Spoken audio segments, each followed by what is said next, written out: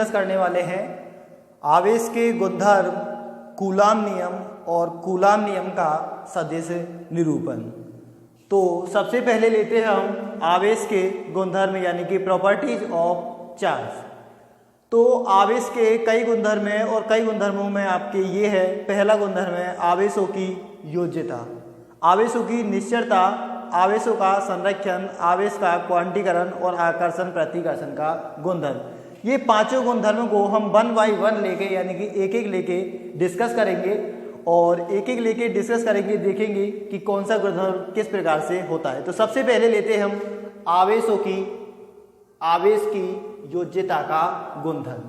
आवेश की योज्यता का गुणधर्म, आवेश की योज्यता के गुणधर्म से आशय है कि किसी निकाय का जो आवेश है उसमें उपस्थित सभी आवेशों के बीजगणितीय योग के बराबर होता है। यानी कि कोई निकाय है, ये कोई निकाय है और इसमें मान के चलो Q1, Q2, Q3 माइनस के Q4, Qn माइनस के Qn-1 आवेश है। तो इस निकाय का जो आवेश होगा, इसमें उपस्थित ये जो सभी आवेश है, इनके क्या होगा, बीजगणितीय योग के बराबर होता है। यानी कि इस निकाय का टोटल जो आवेश होगा वो होगा Q बराबर के Q1 प्लस के Q2 प्लस के Q3 प्लस के Q4 किसका है, माइनस का है, माइनस के Q4 माइनस के Qn-1 प्लस के Qn। इस तरह से जितनी, जैसे Qn-1 को हम Q5 नाम दे देते हैं और इसको Q6 में, इस तरह से मान के चलो n आवेश हो, तो इसी तरह से सबके क्या होगा, बीजगणितीय योग के बराबर होगा। तो आवेशों की योज्यता का गुणधर्म होता है, आवेश की योज्यता का गुणधर्म क्या कहता है, किसी निकाय का कुल आवेश, उसमें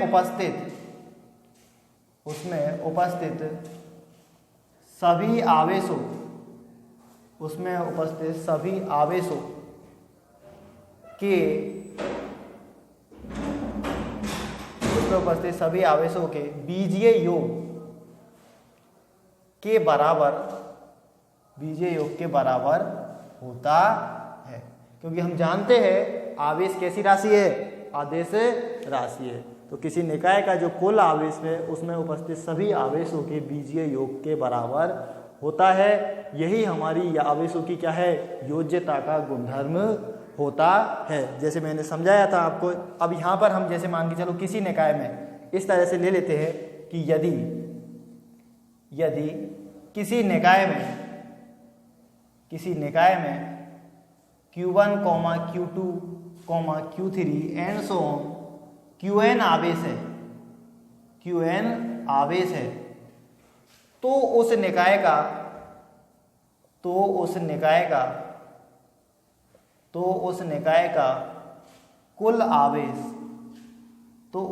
का कुल आवेश क्या होगा, Q बराबर के Q1 प्लस के Q2 प्लस के Q3 प्लस के एंड सो ऑन Qn, उन सभी आवेशों के योग के बराबर होगा। यदि यहाँ पे माइनस का चिन्ह है तो माइनस का आएगा, प्लस का है तो क्या आएगा, प्लस, क्योंकि हम किस योग के बराबर होता है, बीजीय योग के बराबर होता है।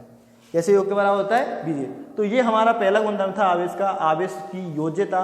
तो इसके नियम, इस गुणधर्म के अनुसार किसी निकाय का कुल आवेश उसमें उपस्थित सभी आवेशों के बीजीय योग के बराबर होता है। अब ये हमने फॉर्मूला लगाने के लिए ये मान लिया कि यदि किसी निकाय में Q1, Q2, Q3, Qn आवेश है तो उस निकाय का जो कुल आवेश होगा वो इस तरह से परिभाषित होगा। नेक्स्ट है आपका सेकंड जो प्रॉपर्टी है, सेकंड जो गुणधर्म है आवेश का, वो है आपका आवेश की निश्चरता। आवेश की निश्चरता यानी कि इनवेरिएंस ऑफ चार्ज। आवेश की निश्चरता का गुणधर्म में क्या होता है, आवेश की निश्चरता गुणधर्म में किसी निकाय का आवेश उसके निर्देश तंत्र पर निर्भर नहीं करता। निर्देश तंत्र से मतलब है किसी निकाय का जो आवेश है वो उसकी गति या वेग पर निर्भर नहीं करता। यानी कि जितना आवेश, मान के चलो एक निकाय है, एक क्या है, निकाय है, एक क्या है, निकाय है, इसका जितना, इसका स्थिर अवस्था में मान के चलो आवेश कितना है, q है। अगर मान के चलो इसे b वेग से गति करा जाए तो उस गतिशील अवस्था में भी इसका आवेश कितना होगा, q ही होगा। कितना होगा, q ही होगा। यानी कि जितना स्थिर अवस्था में आवेश होता है उतना ही गतिशील अवस्था में आवेश का मान होगा। यही आवेश का क्या कहलाता है, हमारा निश्चरता का गुणधर्म, इनवेरियंस प्रॉपर्टी कहलाती है। तो इसमें क्या लिखेंगे हम, किसी निकाय का आवेश उसके वेग या गति पर निर्भर नहीं करता है, अर्थात निकाय का स्थिर अवस्था में जितना आवेश होता है,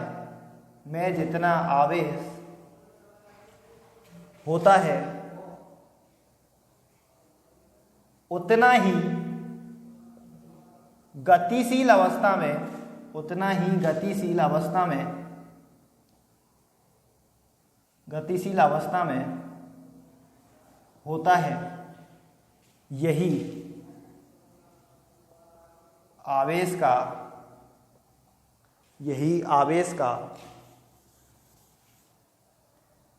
आवेश का निश्चरता का गुणधर्म कहलाता है। आवेश की निश्चरता क्या होती है, किसी निकाय का आवेश उसके वेग यानी गति पर निर्भर नहीं करता है, अर्थात निकाय का स्थिर अवस्था में जितना आवेश होता रहा है उतना ही गतिशील अवस्था में होता है। यही आवेश का निश्चरता का गुणधर्म कहलाता है। निश्चरता का गुणधर्म कहलाता है, यानी कि इस अवस्था में Q का मान जितना विराम अवस्था में होगा उतना ही क्या होगा, गतिशील अवस्था में होगा। यानी कि किसी निकाय के लिए Q जितना विराम अवस्था में है उतना ही गतिशील अवस्था में है। यही हमारा आवेश का निश्चरता का क्या कहलाता है, गुणधर्म कहलाता है। थर्ड प्रॉपर्टी है हमारे आवेश की, आवेश का संरक्षण। तीसरी प्रॉपर्टी कौन सी हमारी, आवेश का संरक्षण। तो आवेश का संरक्षण सिद्धांत क्या कहलाता है कि किसी विलगित निकाय का कुल आवेश, किसी विलगित निकाय का, यहां शब्द में क्या ले रहा हूं, विलगित, एक शब्द का मैं ले रहा हूं मैं, किसी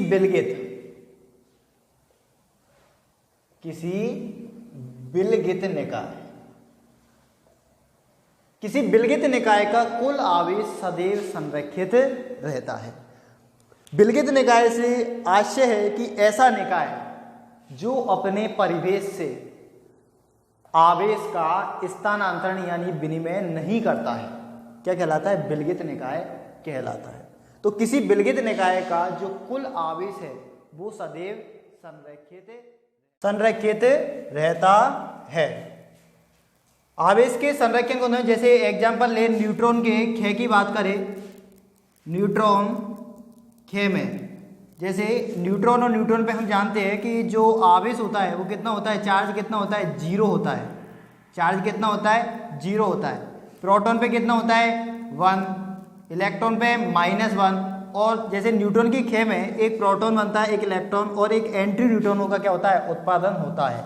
तो यहाँ यदि हम आवेश कैलकुलेट करें तो इधर 0 है, इधर प्रोटॉन पे कितना है, +1, इस पे कितना है, इलेक्ट्रॉन पे -1, यानी कि 0 था रिएक्शन होने से पूर्व और रिएक्शन के बाद भी कितना मिल रहा है, टोटल आवेश संरक्षित। यानी कि किसी निकाय का जो कुल आवेश है वो सदैव संरक्षित रहता है। ऐसे ही हम अभिक्रियाओं की बात करें तो विभिन्न जो रासायनिक अभिक्रियाएं हैं उनमें सभी में आवेश क्या रहता है, संरेखित रहता है।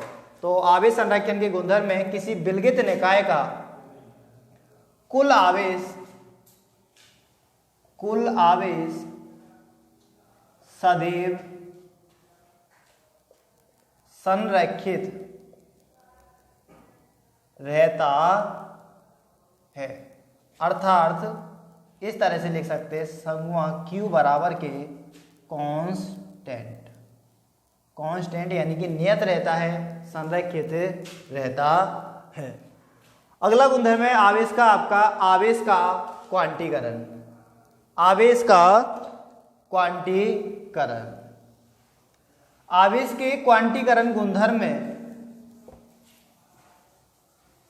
आवेश के क्वांटीकरण गुणधर्म में आवेश का विनिमय सतत न होकर कैसे होता है, विविक्त रूप से होता है। यानी कि क्वांटम सिद्धांत क्या कहता है कि जैसे प्रकाश का हम क्वांटम सिद्धांत पढ़ते हैं तो प्रकाश का क्वांटम सिद्धांत क्या कहता है कि प्रकाश का जो विनिमय जो प्रकाश का जो तरंग क्वांटा सिद्धांत ये कहता है कि जो विनिमय है, ऊर्जा का जो विनिमय है वो सतत नहीं कैसे होता है, विविक्त रूप में होता है, बंडलों के रूप में होता है। तो ऐसे ही आवेश का क्वांटीकरण का गुणधर्म है आपका। तो आवेश का क्वांटीकरण का गुणधर्म क्या कहता है, तो आवेश के क्वांटीकरण गुणधर्म के अनुसार आवेश का जो वितरण होता है वो सतत है, कंटिन्यू नहीं होकर कैसे होता है, विविक्त रूप में होता है। और आवेश का जो क्वांटा होता है, आवेश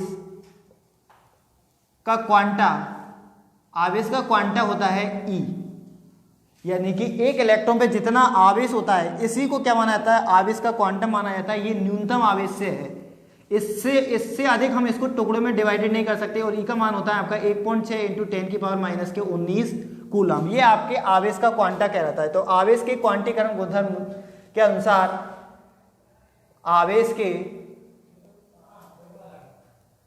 क्वांटीकरण गुणधर्म के अनुसार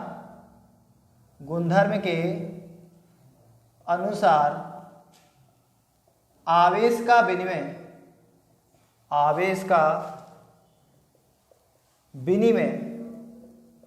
सतत न होकर विविक्त रूप में होता है। अर्थात आवेश क्वांटीकृत राशि है। अर्थात आवेश कैसी राशि है, क्वांटीकृत राशि है। और आवेश का जो क्वांटा होता है, आवेश का क्वांटा मूल आवेश के बराबर होता है। और आवेश के क्वांटा का यानी कि मूल आवेश का जो मान होता है वो होता है 1.6 × 10⁻⁻⁻⁰ कूलम। अब हम देखिए, मूल आवेश के बराबर होता है और मूल आवेश का मान होता है आपका 1.6 × 10⁻⁻⁻19 कूलम। जो क्वांटिटी गुणधर्म है उसमें समझिए संतत नहीं होकर कैसे होता है, विविक्त होता है। और विविक्त किस रूप में होगा, यानी कि या तो आवेश का जो किसी निकाय पे जो आवेश होगा वो तो या तो E होगा या 2E होगा या 0 होगा। जैसे 0 होगा या E होगा या 2E होगा या 3E होगा या 4E होगा। इस तरह से इस रूप में होगा। या जैसे माइनस की बात करें तो -E, -2E, -3E, -4E, यानी कि प्लस माइनस के E, प्लस माइनस के 2E, प्लस माइनस के 3E और प्लस माइनस के NE इसके रूप में आएगा। ना कि ऐसे आएगा जैसे E/2, 3E/4, 5E/7। इस रूप में किसी निकाय पर आवेश उपस्थित नहीं होता। आवेश पे जो निकाय पे जो आवेश उपस्थित होता है वो या तो plus minus E, plus minus 2E, plus minus 3E, plus minus NE के रूप में उपस्थित होता है, जहां N क्या है, आपकी पूर्णांक संख्या है। अर्थात क्वांटीकरण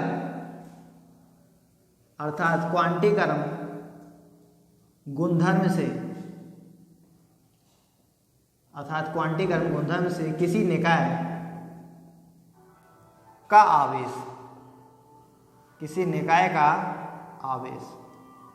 Q बराबर के क्या होगा, n ही होगा, जहां n बराबर के क्या है 0 1 2 3 एंड सो ऑन, यानी कि कोई भी पूर्णांक संख्या है, सॉरी प्लस माइनस में भी हो सकता है 0 1 2 3, यानी कि इस तरह से लिखता हूं मैं 0 plus minus 1 plus minus 2 plus minus के 3 एंड सो।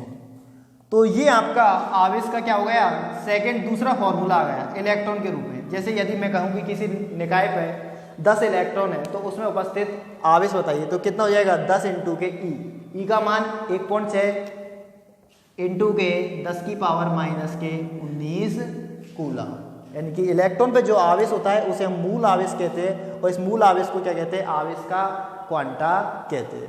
तो ये थी आपकी आवेश के, ये था आपका आवेश का क्वांटीकरण का गुणधर्म। अब है आपकी लास्ट आवेश का जो पांचवा गुणधर्म है, वो है आपके आकर्षण प्रतिकर्षण का गुणधर्म। पांचवा गुणधर्म है आवेश का आपका आकर्षण प्रतिकर्षण का गुणधर्म, आकर्षण प्रतिकर्षण का गुणधर्म। तो आवेश के आकर्षण प्रतिकर्षण का गुणधर्म में क्या कहता है, आवेश के आकर्षण प्रतिकर्षण का गुणधर्म क्या कहता है, देखिए अब हमने पढ़ा है आवेश कितने प्रकार के होते हैं, 2 प्रकार। आवेश 2 प्रकार के होते हैं आपके, कौन कौन से, धन आवेश,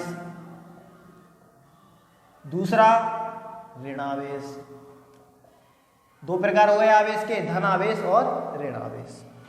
धन आवेश का मतलब किसी वस्तु पर जो आवेश है वो उसके जो इलेक्ट्रॉन है वो उसकी सामान्य स्थिति से कम है, और ये इलेक्ट्रॉनों की अधिकता को प्रदर्शित करता है, ये इलेक्ट्रॉनों की कमी को प्रदर्शित करता है सामान्य स्थिति से। तो देखिए आकर्षण या प्रतिकर्षण का गुणधर्म क्या कहता है कि समान आवेश, समान आवेश, जैसे धन आवेश धन आवेश को और ऋण आवेश ऋण आवेश को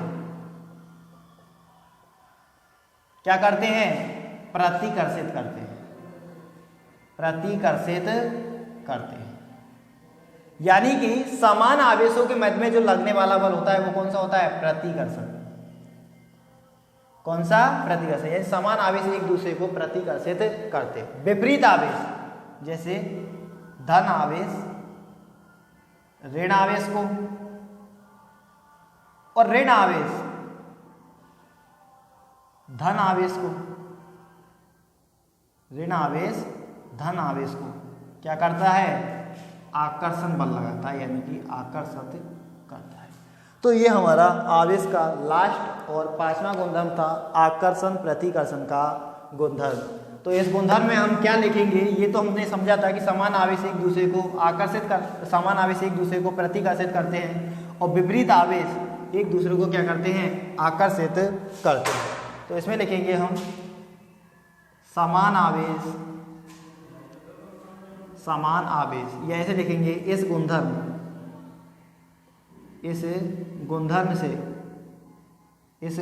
से समान आवेश एक दूसरे को आकर्षित करते हैं, समान आवेश एक दूसरे को क्या करते हैं, प्रतिकर्षित करते हैं, प्रतिकर्षित करते हैं। जबकि विपरीत आवेश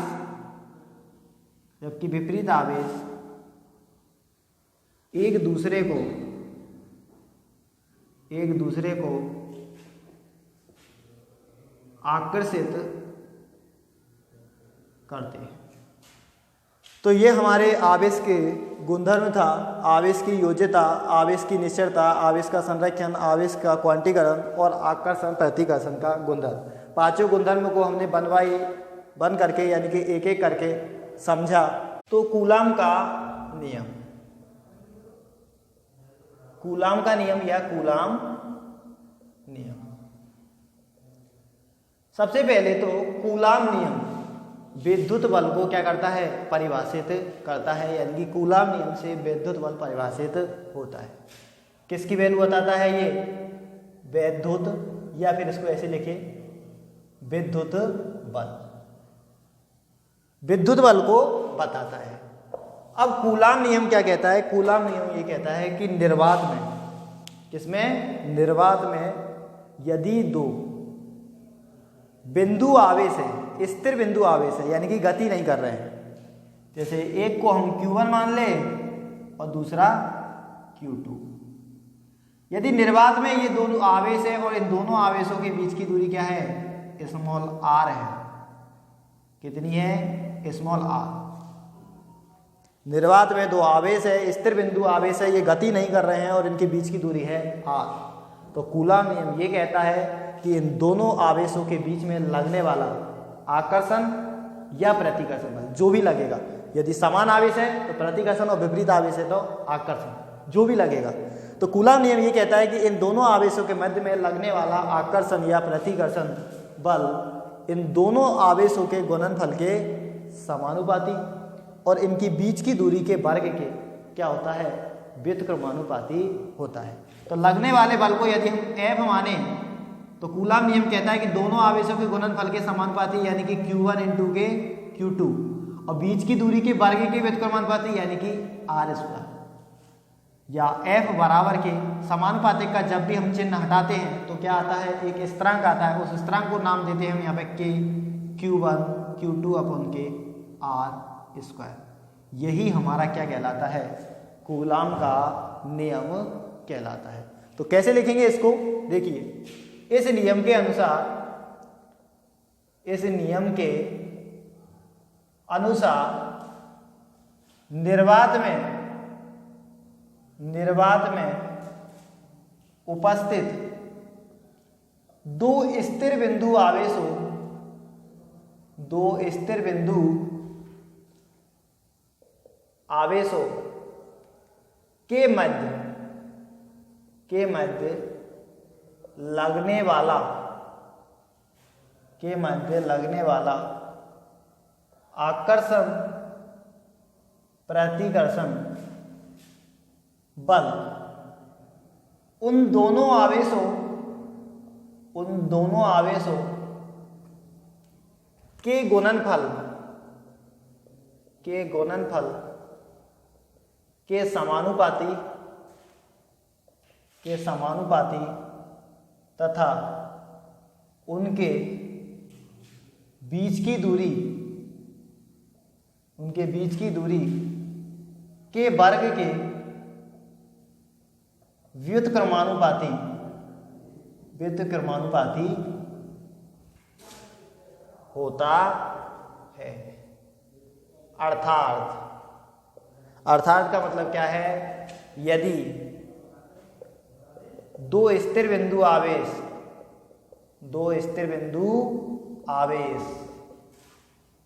कौन कौन से? Q1 व Q2 है, Q1 व Q2 है, तथा इनके बीच की दूरी स्मॉल r है, तब कूलाम नियम से क्या आएगा? कूलाम नियम ये कहेगा कि दो स्थिर बिंदु आवेश है तो इनके मध्य लगने वाला आकर्षण या प्रतिकर्षण बल उन दोनों आवेशों के गुणनफल के समानुपाती और उनके बीच की दूरी के वर्ग के व्युत्क्रमानुपाती होता है, यानी कि F समानुपाती Q1 इंटू Q2 अपॉन के r², या F बराबर के K Q1 Q2 अपॉन के r², जहां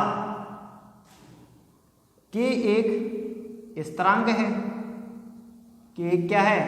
स्थिरांक है या नियतांक है, जहाँ K का मान होता है 1 अपॉन के 4 पाई एप्सिलॉन नॉट और इसका मान होता है 9 इंटू 10 की पावर 9 न्यूटन मीटर स्क्वायर प्रति कूलाम स्क्वायर। दूसरा, इसको यहाँ पर जो एप्सिलॉन नॉट है ये निर्वात की क्या है? विद्युतशीलता है, निर्वात की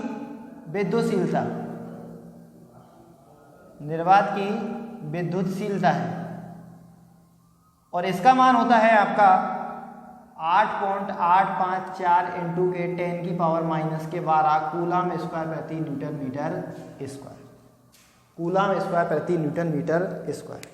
तो ये हमने बल का मान ज्ञात किया कब, जब दोनों आवेशों के मध्य में क्या है, निर्वात स्थित है।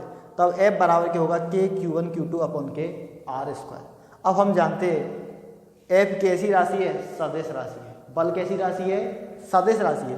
तो नेक्स्ट हेडिंग में हम इसका सदिश निरूपण पढ़ेंगे, यानी कि कूलाम नियम का सदिश निरूपण पढ़ेंगे। लेकिन सदिश निरूपण से पहले हम परावैद्युतांक पढ़ते हैं कि परावैद्युतांक क्या होता है, परावैद्युतांक किसे कहते हैं, यानी कि आपेक्षिक विद्युतशीलता किसे कहते हैं। तो यहाँ पर मैं आपेक्षिक विद्युतशीलता लेता हूं सबसे पहले। आपेक्षिक विद्युतशीलता,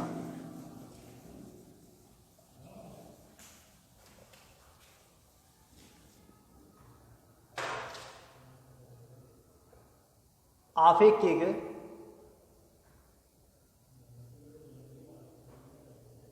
विद्युतशीलता, आपेक्षिक विद्युतशीलता या फिर इसको बोल देते हैं विशिष्ट परावैद्युतांक, परावैद्युतांक। और इसको प्रदर्शित करते हैं हम एप्सिलॉन आर से। किससे प्रदर्शित करते हैं, एप्सिलॉन आर से प्रदर्शित करते हैं। तो आपेक्षिक विद्युतशीलता या विशिष्ट परावैद्युतांक क्या किसे कहते हैं, माध्यम की विद्युतशीलता, माध्यम की निर्भीक विद्युतशीलता और निर्वात की विद्युतशीलता के अनुपात को आपेक्षिक विद्युतशीलता या विशिष्ट परावैद्युतांक कहते हैं। तो आपके आपेक्षिक विद्युतशीलता,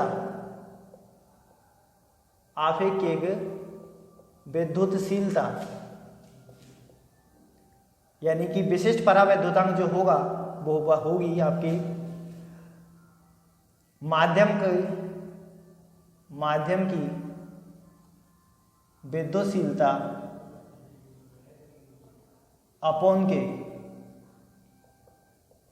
निर्वात की विद्युतशीलता, निर्वात की विद्युतशीलता। यहां मैं सामने कुछ भी नहीं लगा रहा हूं, इसका मतलब है निरपेक्ष, यानी कि किसी के सापेक्ष, माध्यम की निरपेक्ष विद्युतशीलता, निर्वात की निरपेक्ष विद्युतशीलता। या इसको ऐसे लिख सकते हैं हम, माध्यम का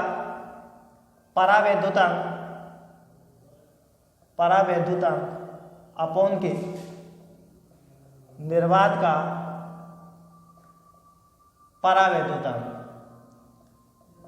परावैद्युतांक। ये दोनों परावैद्युतांक और विद्युतशीलता एक ही चीज है, एक ही राशि है, यानी कि एक ही, जैसे ये कहते हैं एक ही व्यक्ति के दो नाम हैं। तो यहाँ पे ये एक ही जो प्रॉपर्टी है हमारी, उसके दो नाम है, विद्युतशीलता और परावैद्युतांक। जैसे आपेक्षिक विद्युतशीलता क्या कहते हैं, विशिष्ट परावैद्युतांक कहते हैं। तो ये मान आएगा आपका, ये मान आएगा, क्या आएगा, ये आपका, इसको एप्सिलॉन आर से व्यक्त करेंगे और माध्यम की विद्युतशीलता को एप्सिलॉन से व्यक्त करते हैं और निर्वात की विद्युतशीलता एप्सिलॉन नॉट। तो ये हो जाएगा आपका आपेक्षिक परावैद्युतांक। दूसरा यह है, अब यहाँ पे ये दोनों एक ही राशि है, ये माध्यम की है, ये निर्वात की है। दोनों के मात्रक सेम होने के क्या कारण क्या हो जाएंगे, कट जाएंगे। तो ये है मात्रकहीन, यानी कि इसका कोई मात्रक नहीं है, ये मात्रकहीन और कोई विमा नहीं है, इसलिए ये विमाहीन राशि है, विमाहीन राशि है। यानी कि आपेक्षिक विद्युतशीलता या विशिष्ट परावैद्युतांक मात्रकहीन विमाहीन राशि है, जबकि ये नहीं है विद्युतशीलता या माध्यम की विद्युतशीलता, ये विमाहीन राशि नहीं है। इसकी विमा कितनी है, कूलाम स्क्वायर प्रति, सॉरी इसका मात्रक क्या है, कूलाम स्क्वायर प्रति मीटर स्क्वायर। इसकी विमा भी निकाल सकते हैं हम फॉर्मूले से, यानी कि एप्सिलॉन नॉट के लिए इसको सॉल्व करके। तो अब मैं यहाँ पे ये बता दूं आपको कि यदि Q1 और Q2 दो आवेश है, यदि इनके मध्य में निर्वात है, तब तो हम क्या लगाएंगे, ये फॉर्मूला लगाएंगे। अगर निर्वात के स्थान पर इनके मध्य में क्या है, कोई माध्यम है, यानी कि कोई परावैद्युत माध्यम रखा हुआ है, तो फिर इनके बीच में जो लगने वाला जो बल है, वो बल कैसे निकालेंगे, क्योंकि हम F बराबर के होता है आपका K Q1, सॉरी K का हम यहाँ पे लिखते हैं 1 अपॉन के 4 पाई एप्सिलॉन नॉट, K की जगह Q1 Q2 अपॉन के R स्क्वायर। तो ये मान तो कब है, जब इन दोनों के मध्य में निर्वात है। अब निर्वात के स्थान पर इनके मध्य में क्या, कोई परावैद्युत माध्यम रख दे, परावैद्युत माध्यम द्वारा दोनों क्या है, पृथक है, और उसका जो विद्युतशीलता है, उसका जो परावैद्युतांक है वो क्या है, एप्सिलॉन है। तो अब एप्सिलॉन नॉट की जगह क्या आएगा, एप्सिलॉन आएगा। क्या आएगा, एप्सिलॉन, क्योंकि अब एप्सिलॉन परावैद्युत का हमने क्या रख दिया, माध्यम रख दिया। तो फिर इस माध्यम की उपस्थिति में जो बल का मान आएगा एफ डैश बराबर की वो आएगा आपका 1/4 pi epsilon Q1 Q2 upon K R square. अब एप्सिलॉन की जगह, एप्सिलॉन के लिए इसको सॉल्व करेंगे तो एप्सिलॉन बराबर क्या होता है, एप्सिलॉन आर एप्सिलॉन नॉट। तो इसकी जगह हम क्या रख सकते हैं, ये रख सकते हैं। तो एफ डैश बराबर क्या हो जाएगा आपका 1/4 pi epsilon naught epsilon R Q1 Q2 upon K R square, R square. तो इसको ऐसे लिख सकते हैं हम 1/4 पाई एप्सिलॉन नॉट की जगह क्या रख देंगे, के Q1 Q2 अपॉन के एप्सिलॉन आर और आर स्क्वायर। अब ये हमारा एफ का मान था, यानी कि निर्वात में था, तो इसको लिख सकते हैं एफ अपॉन के एप्सिलॉन आर। यानी कि जब दोनों आवेशों के मध्य में निर्वात था तब बल कितना था, ये था एफ बराबर के Q1 Q2 upon K R square 1/4 pi epsilon की जगह नॉट। ये दोनों के मध्य में यदि मान के चलो कोई परावैद्युत माध्यम रख दिया तो बल का मान कितना हो गया, एप्सिलॉन आर गुना कम हो गया। अब मैं यहाँ पर आपको कुछ जो फिक्स मान है, जैसे मान के चलो वायु या निर्वात के लिए एप्सिलॉन आर की वैल्यू होती है 1, वायु के लिए होती है 1.0059, जल के लिए होती है इसकी वैल्यू 80, और धातुओं का मतलब है जो चालक है, चालकों के लिए इसका मान कितना होता है, अनंत होता। नेक्स्ट हेडिंग है हमारा कूलाम नियम का सदिश निरूपण, यानी कि कूलाम नियम को वेक्टर रूप में हम कैसे लिखेंगे। तो हमें यहाँ पर दो आवेश ले रहे हैं Q1 और Q2, जिनके यहाँ से मूल बिंदु से जो स्थिति सदिश क्या है, मान के चलो R1 है Q1 का, और इसका R2 वेक्टर है, स्थिति सदिश पोजीशन वेक्टर। स्थिति सदिश हम 11th क्लास में पढ़ चुके हैं। तो R1 इसका स्थिति सदिश है R1 वेक्टर, और इसका स्थिति सदिश है R2 वेक्टर। अब यदि हम Q2 का यानी कि Q2 का हम Q1 के सापेक्ष स्थिति सदिश निकाले तो वो क्या आएगा हमारा, उसको हम R2 वेक्टर माने। तो R21 वेक्टर का मान क्या होगा आपका, R21 वेक्टर का यानी कि Q2 का Q1 के सापेक्ष स्थिति सदिश। तो R21 वेक्टर मान रहे हैं उसको हम, तो R21 वेक्टर का मान सदिश नियम से क्या होगा, सदिश नियम लगा लो इसमें। त्रिभुजों का जो सदिश है, सदिशों का क्या होता है, त्रिभुज नियम। सदिश का त्रिभुज नियम के हिसाब से इसका मान क्या होगा आपका, ये दोनों समान सदिश में तो इन दोनों का योग इसके बराबर होगा। तो ये R21 का मान कितना आएगा, R2 वेक्टर माइनस के R1 वेक्टर। तो अब Q2 पर Q1 के कारण लगने वाला बल, Q2 आवेश पर Q1 आवेश के कारण लगने वाला बल, Q2 पर Q1 के कारण लगने वाला बल, लगने वाला जो बल है उसको F21 वेक्टर बराबर के, यानी कि दूसरे आवेश में पहले आवेश के कारण लगने वाला बल, तो ये होगा K Q1 Q2 अपॉन के R21 का स्क्वायर आएगा। R21 का स्क्वायर की जगह क्या लिखेंगे, इसको R2 माइनस के R1 लिख दे हम। R21 वेक्टर का मोड़ आएगा हमारा यहाँ पे का स्क्वायर। अब इसकी दिशा किस ओर होगी, इस ओर होगी, यानी कि इसकी R21 की दिशा में हम यदि एकांक सदिश को R21 कैप माने, यानी कि R21 जो हमारा सदिश है उसकी दिशा में एकांक सदिश क्या मान रहे हैं, R21 कैप मान रहे हैं, तो ये आएगा आपका R21 कैप। तो ये आएगा आपका F21 वेक्टर बराबर के Q1 Q2 अपॉन के R2 वेक्टर माइनस के R1 वेक्टर का स्क्वायर R21 कैप। समीकरण नंबर 1 ये तो हो गया दूसरे आवेश के कारण पहले आवेश पर लगने वाला बल। तो F21 की दिशा किधर हो गई, F21 इस दिशा में आ गया। अब निकाल रहे हैं हम Q1 पर Q2 के कारण लगने वाला लगने वाला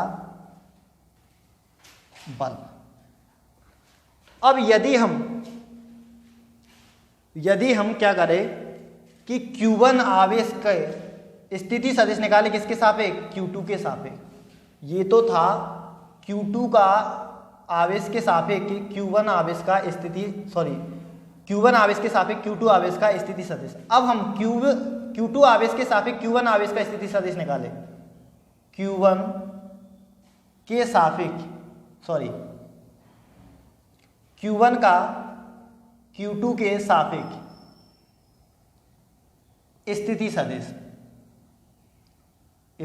सदिश वो हम माने R12 वेक्टर, तो उसकी दिशा किस ओर होगी? इस दिशा में होगा, वो होगा R12 वेक्टर। अब सदिश नियम से देखिए, सदिश नियम से क्या है, ये तो हो गया R1 वेक्टर, ये हो गया आपका R2 वेक्टर, और ये हो गया आपका R12 वेक्टर। तो इन दोनों का योग इस तीसरे के बराबर होगा, यानी कि R12 वेक्टर प्लस के R2 वेक्टर बराबर के R1 वेक्टर। तो यहाँ से R12 वेक्टर का मान कितना आएगा? R1 वेक्टर माइनस के R2 वेक्टर। तो ये आएगा आपका R1 वेक्टर माइनस के R2 वेक्टर। इसके दिशा में एकांक सदिश को क्या मान रहे हैं हम? एकांक सदिश यदि माने R12 कैप, तो फिर Q1 आवेश पर Q2 आवेश के कारण लगने वाला बल, किसके कारण? यहां पे ले रहा हूं मैं ऊपर की तरफ, इसको भी मिटा रहा हूं। Q1 आवेश पर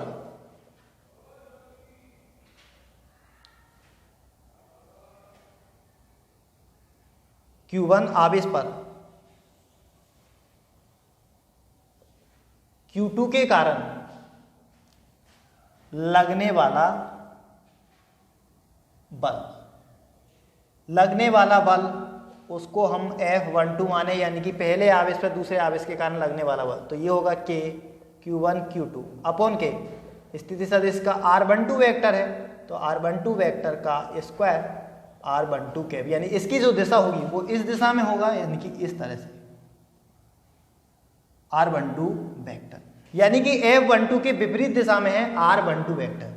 तो K Q1 Q2 अपॉन के R12 का स्क्वायर, या इसको ऐसे लिख सकते हैं F12 वेक्टर बराबर के K Q1 Q2 अपॉन के R1 माइनस के R2 का स्क्वायर R12 के। समीकरण नंबर 2। अब हम चूंकि जानते हैं, देखिए दोनों को R12 वेक्टर बराबर है R21 वेक्टर के, लेकिन क्या है? विपरीत दिशा में। परिमाण में बराबर है, लेकिन कैसे? विपरीत दिशा में है। यदि मोड़ निकालेंगे इनका, तो मोड़ R12 वेक्टर का स्क्वायर बराबर क्या आएगा? मोड़ R21 वेक्टर का स्क्वायर, यानी कि नीचे का ये मान जो है दोनों को क्या आएगा? बराबर आएगा स्क्वायर, तो क्योंकि परिमाण निकालेंगे। दिशा क्या है? विपरीत है, यानी कि R12 कैप बराबर के माइनस के R21 कैप। R12 कैप तो क्या है? इस तरफ, R21 कैप तो इस दिशा में, यानी कि इसकी दिशा R21 कैप की तो इस ओर है, और R12 कैप की किधर है? इस ओर है, विपरीत दिशा में। तो क्या आएगा? माइनस आएगा। अब हम समीकरण नंबर 1 और 2 को ऐसे लिख सकते हैं कि F12 वेक्टर बराबर के माइनस के F21 वेक्टर, क्योंकि बराबर है, दोनों परिमाण में क्या है? बराबर है। यदि मोड निकाला जाए, दोनों का परिमाण निकाला जाए तो बराबर, केवल दिशा क्या आ रही है? अलग अलग। इसकी तो R21 दिशा में और इसकी किधर है? R12 दिशा में। किस दिशा में? तो F1 वेक्टर बराबर के F21 वेक्टर, यानी कि दो आवेशों के बीच में लगने वाला आकर्षण या प्रतिकर्षण बल, उन दोनों के बीच का जो स्थिति सदिश है उसी के क्या होता है? अनुदिश होता है। जैसे मान के चलो, अब हम जैसे यह परिभाषित कर दिया, यानी कि विपरीत दिशा में अगर ये दोनों समान आवेश होते हैं तो इसके कारण ये इधर की ओर प्रतिकर्षित होता और इसके कारण ये इधर की ओर प्रतिकर्षित होता। अगर समान विपरीत आवेश होते, ये धनावेश होता और ये ऋणावेश होता, तो ये इस पर आकर्षण बल लगाता इस ओर। जैसे मान के चलो ये दोनों समान आवेश है, प्लस प्लस, तो ये इस पर क्या लगाएगा? प्रतिकर्षण लगाएगा इस ओर, और ये इस पर प्रतिकर्षण लगाएगा इस ओर। एक धनावेश है, दूसरा ऋणावेश है, तो ये इसकी ओर आकर्षण लगाएगा और ये इस उसकी, यानी कि दोनों बलों की जो दिशा होगी वो क्या होगी? विपरीत होगी, चाहे आवेश किसी भी प्रकार के उपस्थित हो। तो ये था हमारा कूलाम नियम का सदिश निरूपण, कूलाम नियम के यानी कि पहले आवेश के कारण दूसरे पर लगने वाला बल और दूसरे आवेश के कारण पहले पर लगने वाला बल बराबर होते हैं, परंतु विपरीत दिशा में होते हैं, चाहे आवेशों की प्रकृति हमारी कैसी भी हो, समान हो या विपरीत हो। सो स्टूडेंट, यदि ये वीडियो आपको अच्छा लगा हो तो लाइक करें, शेयर करें और अभी तक यदि आपने मेरे YouTube चैनल को सब्सक्राइब नहीं किया है तो सब्सक्राइब करें।